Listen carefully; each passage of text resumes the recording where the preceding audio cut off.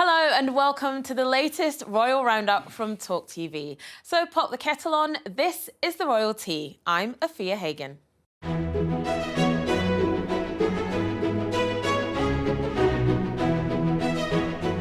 Coming up on today's show, we reflect on President Biden's visit to the UK, find out why Prince Andrew could be offered a stay at Royal Lodge, and Harry and Meghan are nominated for their Netflix documentary, but not for the award they really wanted. Well, joining me to discuss all that and much, much more are the Evening Standard's royal editor, Robert Jobson, host of the Royally Us podcast, Christine Ross, and The Sun's royal editor, Matt Wilkinson. Welcome, everybody. So, on Monday, US President Joe Biden made a flying visit to the UK ahead of Tuesday's NATO summit in Lithuania. Biden met British Prime Minister Rishi Sunak at Downing Street before he then met King Charles at Windsor Castle. Now, Biden's visit to Windsor Castle was not a state visit, but there was still a ceremonial welcome when he arrived. Tell us all about it, Matt. Not a state visit, but still a pretty grand occasion. Well, yeah, befitting for a president of the United States. I mean, it felt at the beginning almost like a state visit. We were at Windsor and the helicopters landed on the East Lawn, and then there was a fleet of 11 vehicles coming into the quadrangle. The Welsh Guards were there on the grass performing. And when Biden arrived, he met Charles, they shook hands, they listened to the Star-Spangled Banner and then inspected the Guard. But it felt like, you know, a really nice ceremony because there's been talk that Biden may be anti-British or doesn't particularly like the monarchy.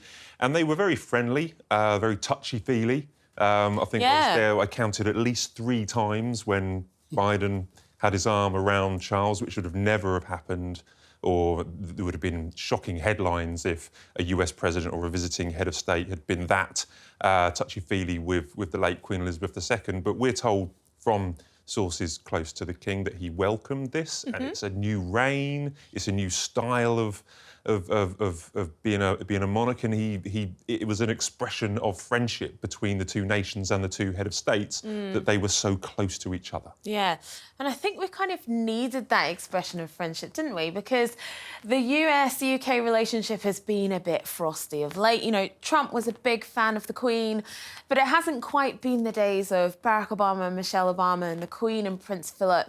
You know, they seem to be quite friendly and quite warm. But, you know, there was a lot written about the fact that Joe Biden, you know, almost went for a bear hug with King Charles. What do you think they talked about? I'm sure climate change was high on the agenda. I think so. Well, we've heard that they had about a 20-minute tea break together in private where they talked about, you know, issues of mutual interest, although we don't know what those are. I imagine that there was climate change, which is a cause so important to both of them, and chat about the grandkids. You know, I think, as you said, we're kind of going back to, this relationship goes back to the Obama era where they would have met and interacted at different events. And so I think this is probably a long-standing friendship. But Robert, we have the oldest president, oldest monarch that came to reign at the time when they ascended to the throne. You know, is this the future of world politics and the future of soft diplomacy? Doesn't really look like it. Old man. I don't think. I hope not. I mean, I think actually they're both. I think everyone's sort of been a bit harsh on Joe Biden. I thought they both the king looked pretty sprightly. I think they both are very experienced diplomatic men. I think that they showed great diplomacy, and you know, we should be talking about is not, you know, how tactile they were and all that. That's okay. That's to observe. But you know, this is a very important meeting on the world stage. The president said that it was the highlight of his 3-day, you know, this visit to the UK. I dare say there'll be a state visit at some stage going forward. But it just shows you how good the king is in terms of being a statesman. I mean, the Queen was brilliant, obviously, but in the latter part of her reign, she was doing less and less. And, you know, she couldn't really be on the stage. But we've seen Charles in Germany speaking at the Parliament about Ukraine and big, important issues. And I'm sure that they would have discussed Ukraine as well as climate change at Windsor. So it just shows that the king has moved to, you know, statesman-like role on the world stage, which I think is important. A particularly long conversation with one of the horse guards we saw, Matt. Did you do any lip reading? What was happening there? So that was literally about 10 feet away from where I was. It didn't feel unusual, but then you watch the video clips over and over again afterwards, and yeah, Biden enjoyed having a long conversation with one of the horse guards, and it appeared that the king almost ushered the US president to follow him. Come on. That's a lot of that. I think Biden was enjoying himself, as you say. Like, you know, well, he wasn't with one of the horses. And I mean, he doesn't get out much, does he? Biden? Yeah. Yeah, exactly. Yeah.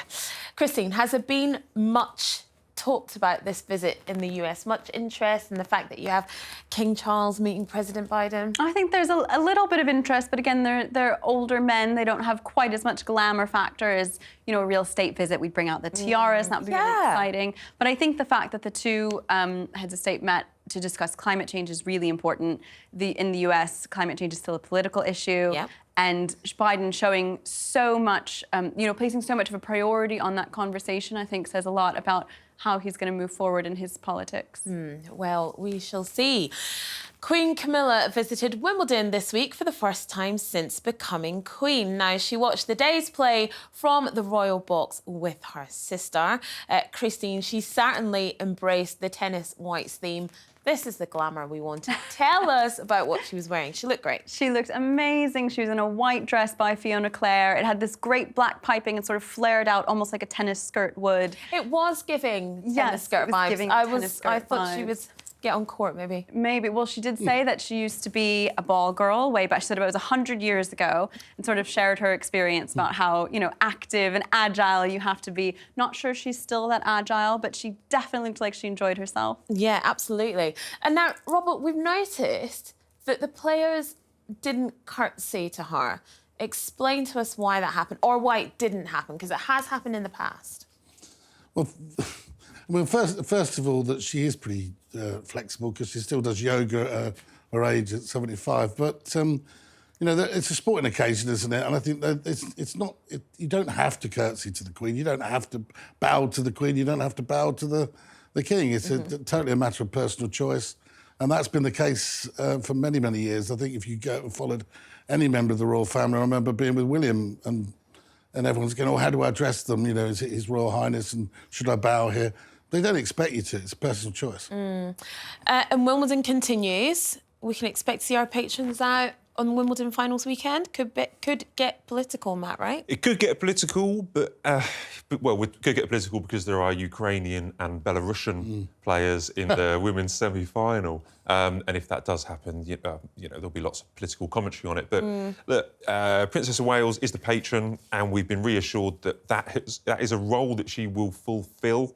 And she's keen to do it no matter who goes into the final. It would be more political to pull out, really, wouldn't it? It'd be making a statement. But that's her role. You know, she if these players are invited to Wimbledon, no matter what their background is or what the politics is behind it, her role as a sovereign, or as their patron, as a sovereign, or her role as the patron and as a member of the royal family is to be there and to present the winners, and she will fulfil that role. We've been reassured that there's no chance that she will pull out. Buckingham Palace is getting ready to open its doors to the public again this summer. And in fact, Matt, you were there today, fresh from Buckingham Palace, wiping that sweat off your brow. What can you tell us? How's it looking?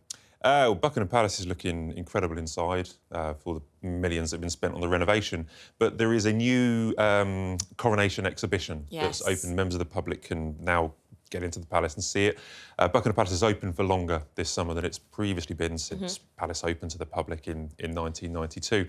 But the key elements there are the robes, so always mix them up, but it's the robes of estate and the chairs of state. We've also got the credible necklace the Queen wore. We have the gauntlet, the girdle, and the girdle that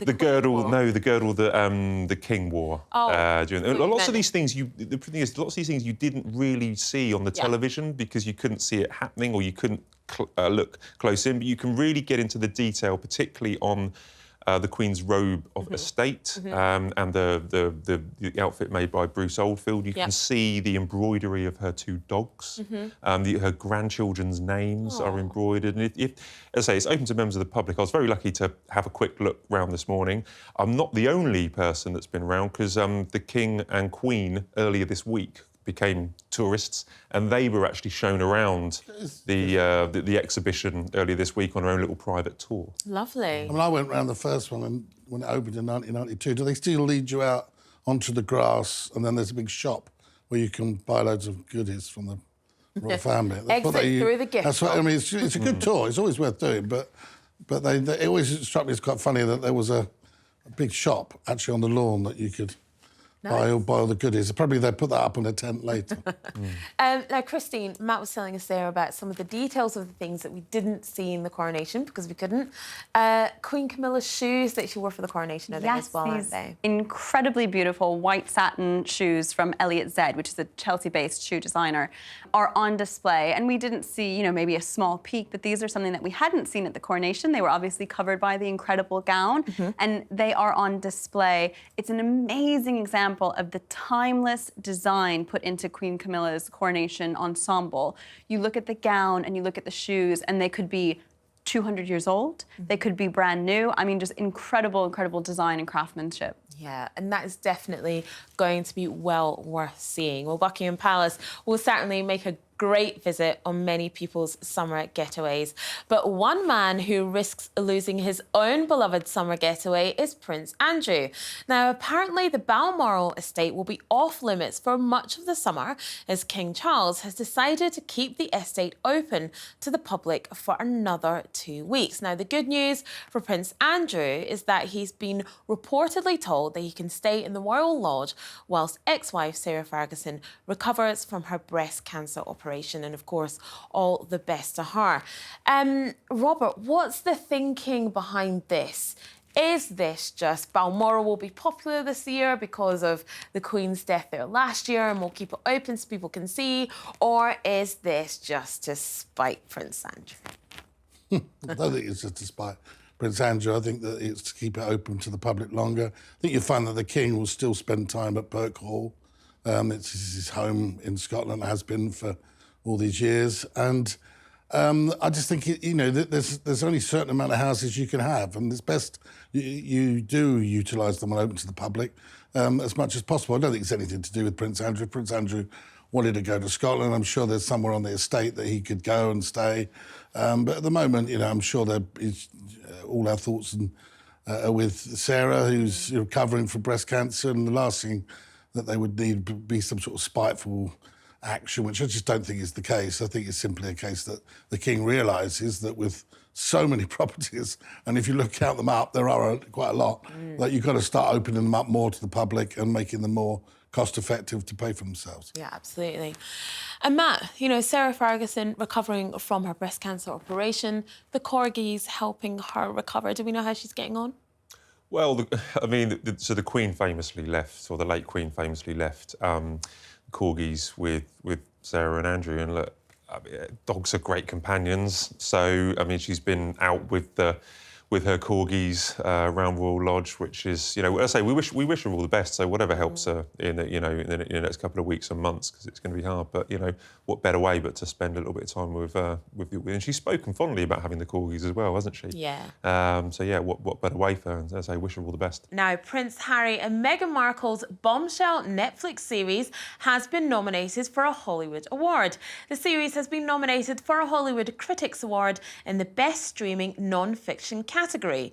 Despite their unpopularity in some parts, the documentary was the second highest ranked documentary on Netflix ever. Now, Matt, they missed out on an Emmy nomination. Will they be disappointed? Right. Well, I wonder whether this is actually where they want to be in America. Is this their new progressive post-royal family life? Do they want to be attending and winning awards? Members of the royal family should be handing out awards, not going to pick up awards. If they were to get an Emmy, I think they'd be disappointed, because if they got an Emmy, then that would just be huge credibility to to their media career and to produce documentaries. The Hollywood Critics Award is one of the smaller awards in America, is my understanding. I'm not an expert on awards in America, but I understand. So if they had achieved that Emmy, that would have, especially when you've got Spotify, losing Spotify and talk about problems with Netflix, that would catapult them onto the next level. So it wasn't, if they got nominated, it would have meant that other organisations would look at them and thought, wow, they can actually produce successful, well-received documentaries. So I think they will be a little bit gutted that as they're trying to progress their career, that they've missed out on the Emmy. But is that where they want to be? Do they actually want to be winning, awards for their television, or they want to do something more constructive? I'm not sure if that's how they imagine their life in the USA would be, going for Emmys. Now, Christine, my American friend, you are plugged in with the American awards scene, working for Us Weekly. Hollywood Critics Award, on the scale of things, how good is it? It's quite prestigious. Okay. Within the field, it's very prestigious and well-respected. It's not nearly as glamorous as, say, the Emmys. I don't know that we're going to see this really well-covered red carpet, although if Harry and Meghan do attend the award ceremony, there'll obviously be pictures on every, news site within 10 minutes. Yeah. But to Matt's point, I do wonder, is this a story that they kind of want to bury? We've heard a lot lately about how they want to change direction, change track. They're no longer complaining about the royal family. So do they want this Netflix series to get even more press so that, they can sort of dig that story back up? I think it will be interesting, but as far as awards go, I think this is the best case scenario. It's not as glamorous as the Emmys, so it won't get quite as much coverage, but it still lends a little bit of respect to the project. I'm sure they'll be contracted by Netflix to go and pick it up. Let's just hope they can sort themselves out a car to take them there and back without all the drama that goes with it. Robert, do you think they'll be disappointed in their Montecito mansion, or do you think they'll be pleased with this achievement? Well, it's an acknowledgement of what was actually, if you step back from it and step back from the politics of it, and it was a revelatory documentary. It had quite a lot in it that we were all writing about and talking about. So, yeah, it's probably worthy of some sort of award. And I'm sure that they're probably secretly quite pleased that they won an award with it. But as you say, I think it would have been better to get something more prestigious.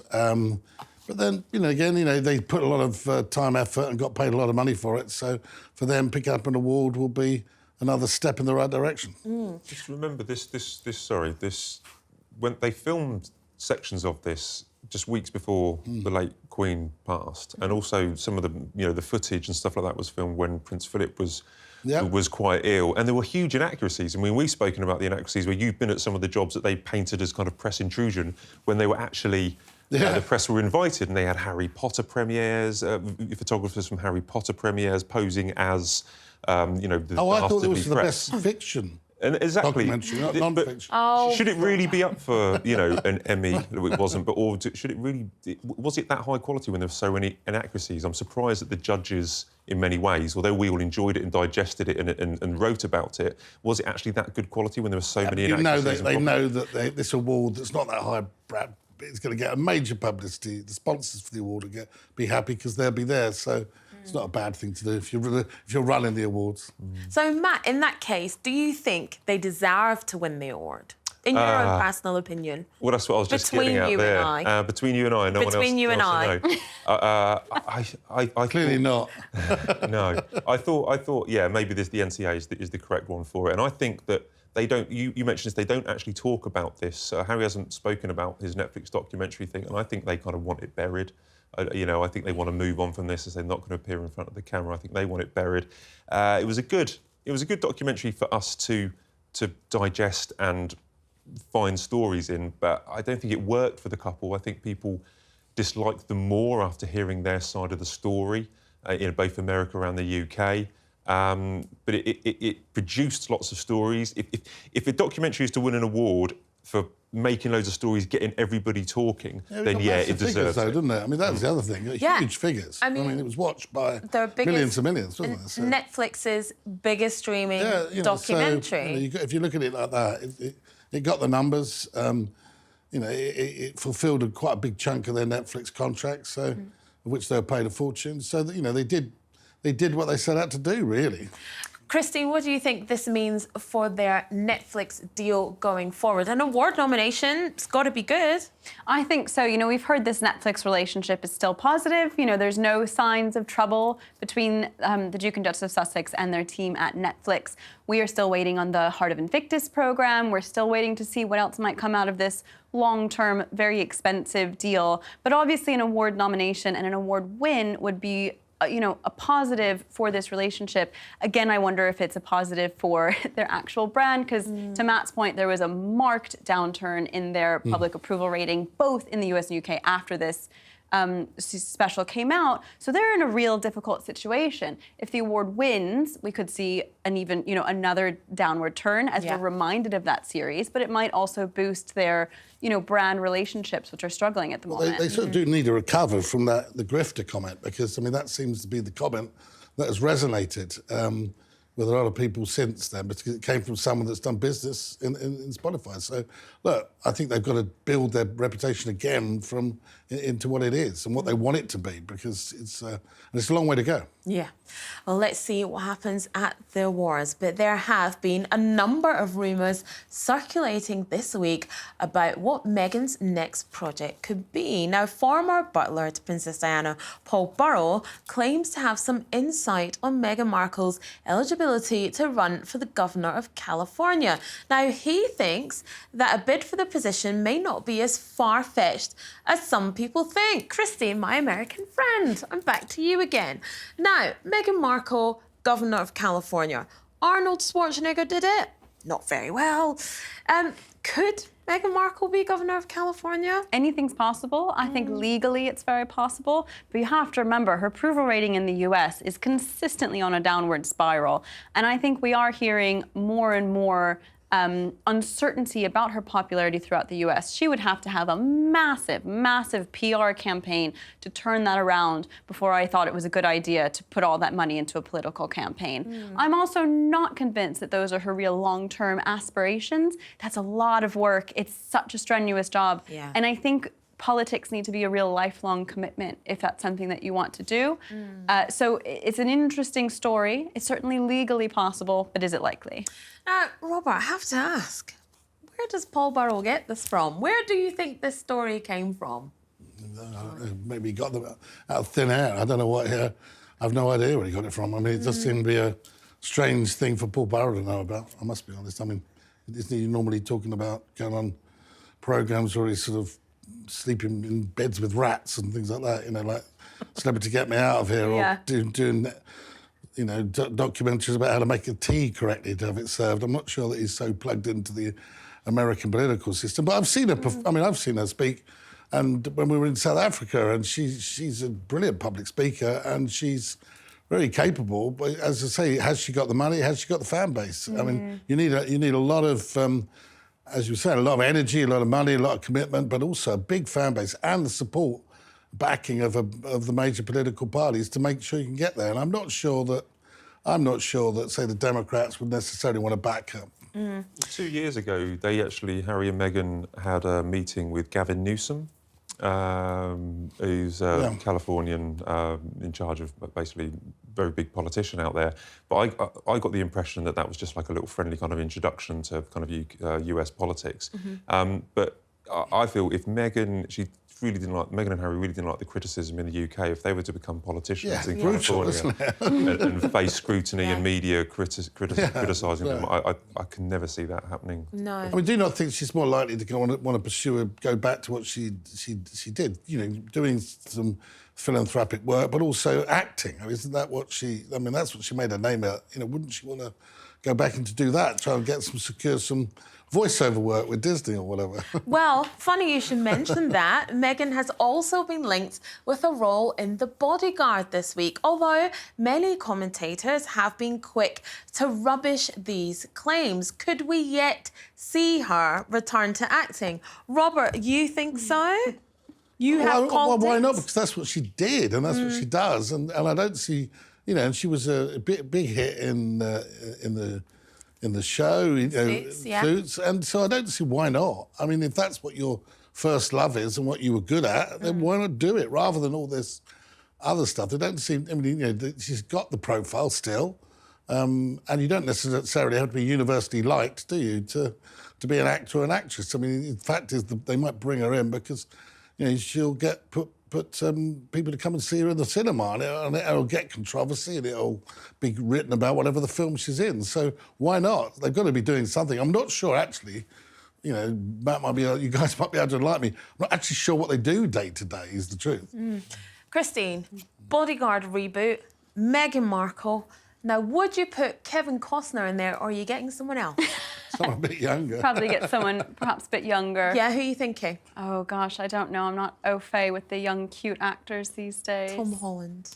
OK. Yeah? I would accept that. Yeah, I would accept But that. Meghan's quite tall, isn't she? That's true. So we need someone taller. Was that Tom? Is he the Spider-Man? Yes, Yeah. he would He's be from good. Kingston, isn't he? He's English. Yes, Yeah. he'd be good. A bit little, doesn't he, to be a bodyguard? But his girlfriend is taller than him, so it could work. Matt, Meghan Markle, Bodyguard reboot. Oh. Who's your bodyguard? Are you going Kevin Costner, or are you picking someone new? Surely, if we've got Harrison Ford making a comeback for an Indiana Jones at the age of whatever he is, then surely you've made got a to good have point. Kevin Costner rebooting with Meghan. No, he can't be a bodyguard. He's too You've old. met. I don't think that that's fair. Harrison Ford is gorgeous. I mean, That's true. I don't know Will she that Kevin sing I Will Costner's Always aged Love as You as well. well? Yes, she'll sing it to Kevin about Harry. It'll be wonderful. But in all seriousness, could you see Meghan returning to the screens? I think she said recently in an interview, I think last year, where she wasn't keen to return to acting, and I think she wants to be behind the camera, which returns to the previous conversation about about the documentaries that they're doing. You say Suits was well received. Yeah, I mean, absolutely. people liked Super it. popular. So that's her It's skill. still popular now. That's her skill, but I can't see her doing it. The Depends how many information- zeros are on the offer, doesn't it? Well, I think, God, Suits was not that popular in the US. It was not on a very highly rated television station. It wasn't really well watched until it became associated with, you know, the next Princess of England. I have heard it was much more popular in the UK and throughout, you know, in Australia, it was much better watched. But it is an interesting sort of story that Suits was, it was well received, but it wasn't hugely popular in the US. So it was, you know, it's a big decision to see where she goes with it next. Yeah. Well, it remains to be seen. Well, that's all we've got time for this week. My huge thanks to Robert, Christine and Matt. Now, if you want to join in with the debate, make sure you leave a comment below. We'll be back next week with all the latest on the royal family. Hope you can join us. See you then.